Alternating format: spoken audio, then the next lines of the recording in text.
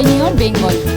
শিশুদের মানসিক স্বাস্থ্য সপ্তাহ উপলক্ষে SPK Jain futuristic academy early childhood অ্যাসোসিয়েশনের সহযোগিতায় খেলা, সংযুক্তি এবং আবেগগত বৃদ্ধি শীর্ষক একটি সচেতনামূলক অধিবেশনের আয়োজন করে, যেখানে স্কুলের দৃষ্টিকোণ থেকে শিশুদের মানসিক স্বাস্থ্যের গুরুত্বের উপর জোর দেওয়া হয়। এই অধিবেশনে কেবল খেলাধুলা ভিত্তিক শিক্ষা, নিরাপদ সংযুক্তি এবং মানসিক বিকাশ কিভাবে শিশুদের সামগ্রিক সুস্থতা এবং শেখার ফলাফল অবদান রাখে তা বোঝার উপরই আলোকপাত করা হয়, বরং শিশুদের মানসিক সুস্থতাকে দৈনন্দিন স্কুলের রুটিনে অন্তর্ভুক্ত করার ব্যবহারিক উপায়গুলিও তুলে ধরা হয়েছিল। আলোচনায় তুলে ধরা হয়েছে যে মানসিক সুস্থতা মাঝে মাঝে হস্তক্ষেপের মধ্যে সীমাবদ্ধ থাকা উচিত নয়, বরং সচেতনভাবে দৈনন্দিন শ্রেণীকক্ষের মিথস্ক্রিয়া, শিক্ষাদান পদ্ধতি এবং বাড়ির পরিবেশের মধ্যে অন্তর্ভুক্ত করা উচিত। শিক্ষক, শিক্ষার্থী ও অভিভাবকদের লক্ষ্য করে এই কর্মসূচিতে আবেগগতভাবে নিরাপদ, সহায়ক এবং প্রতিক্রিয়াশীল শিক্ষা স্থান তৈরির প্রয়োজনীয়তার উপর জোর দেওয়া হয়েছে। মূলত অংশীদার হিসেবে শিক্ষক, অভিভাবকদের ভূমিকার উপর বিশেষ জোর দেওয়া হয়েছিল। উল্লেখ্য করে যে শিশুদের মানসিক চাহিদা পূরণের জন্য স্কুল এবং পারিবারিক একসাথে কাজ করলেই কেবল সুস্থতার একটি টেকসই বাস্তুতন্ত্র প্রতিষ্ঠিত হতে। আমি এটাই মেসেজ দিতে চাইবো কি এই ধরনের প্রোগ্রাম আরো হোক, আর যেখানে আরো প্যারেন্টসরা, টিচার্সরা আসে আর আমরা এই নিয়ে আলোচনা করি আর খুব সুন্দর মানুষগুলোকে তৈরি করতে পারি। It's a very nice initiative, খুব দারুণ একটা কাজ ওরা করছেন। আর ওদের যেগুলো প্রোগ্রাম যারা ওরা করছেন, they will raise beautiful humans on this planet.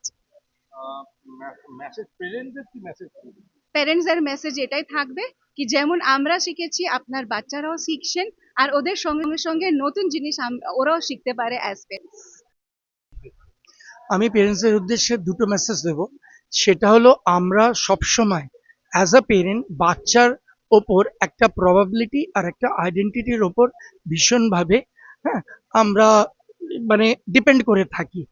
সেখানে আমরা যদি মনে করি যে there is a possibility of growth and there is nothing called identity but we need যে আমরা নিজের মতন বাচ্চাটাকে তৈরি করে নিতে পারবো, তার মধ্যেও সবকটাই গুণ আছে যে গুণটা অন্য কারোর মধ্যে আছে, কিন্তু ক্লাসে কেউ ফার্স্ট আসে, কেউ লাস্ট আসে, সেইটাকে বাদ দিয়ে আমরা যদি দেখে নিই যে তার মধ্যে কি ট্যালেন্ট এবং তার মধ্যে কিভাবে জিনিসটা তৈরি হচ্ছে, তাহলে ঠিক সেইভাবে তাকে ট্রেন করলে সে ওই পারফরমেন্সটাই দেবে যেটা অন্যরা দিচ্ছে।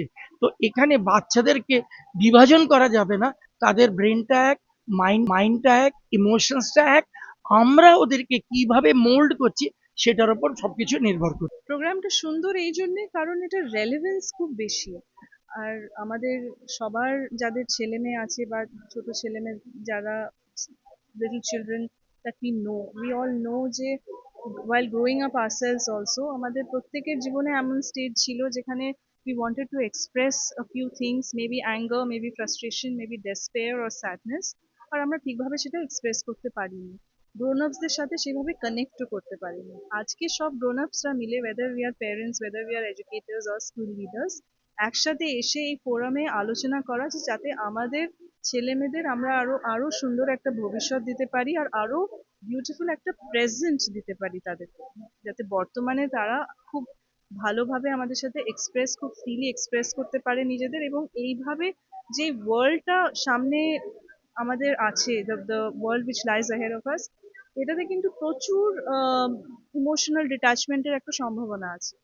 যাতে সেটা না হয়, যাতে মেকানাইজড না হয়ে যায় ইমোশনস, যাতে এই মনুষ্যত্ব বা হিউম্যানিটি বা এই ভ্যালুসগুলোকে আমরা ধরে রাখতে পারি, তার জন্য ছোট ছোট জিনিস অন এভরিডে বেসিস এই সম্পর্কগুলোর জন্য আমাদের করতে হবে যাতে ছেলেমেয়েরা ভালো থাকে।